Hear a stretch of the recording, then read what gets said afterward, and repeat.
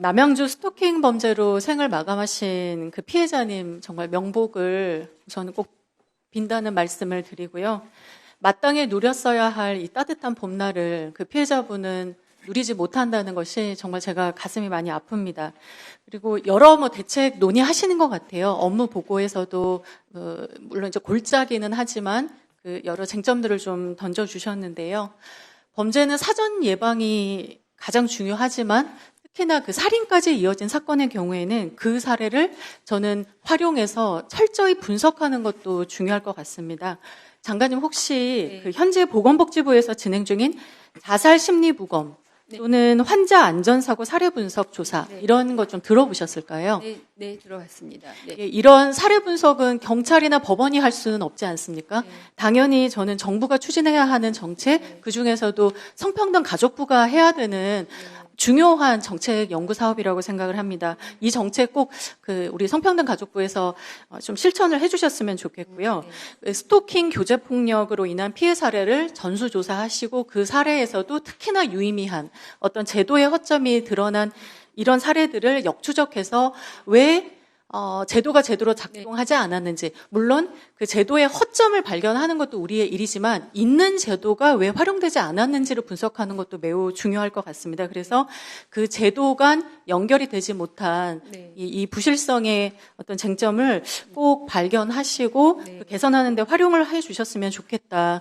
그리고 그 이번 사례에서 보듯이 저는 이제 관점을 그 가해자에 대한 감시 관리 체계 이에 대한 전면적인 재검토로 좀 들어가야 되지 않는가 싶습니다. 물론 이제 가해자에게도 인권이 있지만 그 인권 이전에 이렇게 그 목숨을 빼앗기는 한 해에 137명이 교제폭력으로 사망하는 이런 일은 정말로 발생하지 않아야 되지 않습니까? 그래서 그 앞으로는 그 감시 관리 체계를 좀 어떻게 강화할 것인가 이것을 법무부나 그 어떤 처벌 쪽에 맡기지 마시고 우리 보호 쪽에서 보호 영역 쪽에서 반드시 좀 마련해야 된다.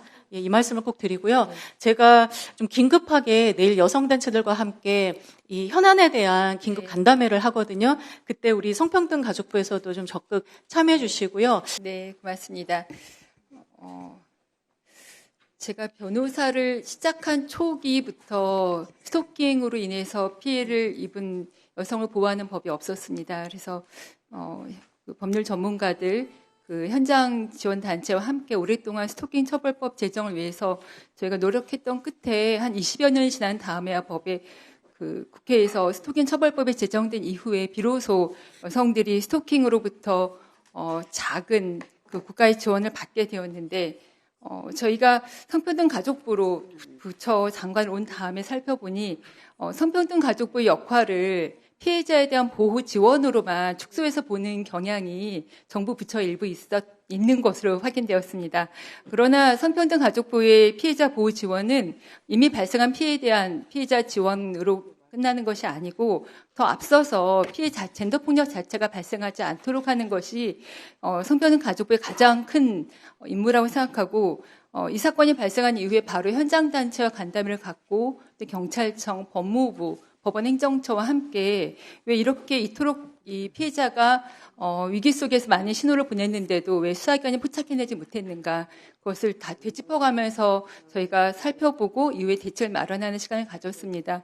저희 결론은 아직 수사기관 내지는 그 법무부, 법원이 피해자의 고통에 대해서 아직 잘 모르는 부분이 좀 있는 것 같다. 그래서 그 부분에 대해서 저희가 충분히 피해자 지원 단체 현장과 그 법원과 수사기관을 연결시키는 그 다리 역할을 좀 해야겠다는 생각을 하게 되었습니다. 그리고 이후에 지속적으로 업무 협의를 통해서 저희가 국가의 이렇게 위기 신호를 여러 번 보냈는데도 피해자가 사망에 이르게 살해당하는 이런 일이 발생하지 않도록 해야겠다고 결심하고 있던 중에 다시 한번 이번 주에 또 2분의 젠더폭력 피해자가 신고 후에 사망에 이르는 사건이 발생해서 굉장히 무거운 마음으로 오늘 이 업무 보고에 참석했습니다.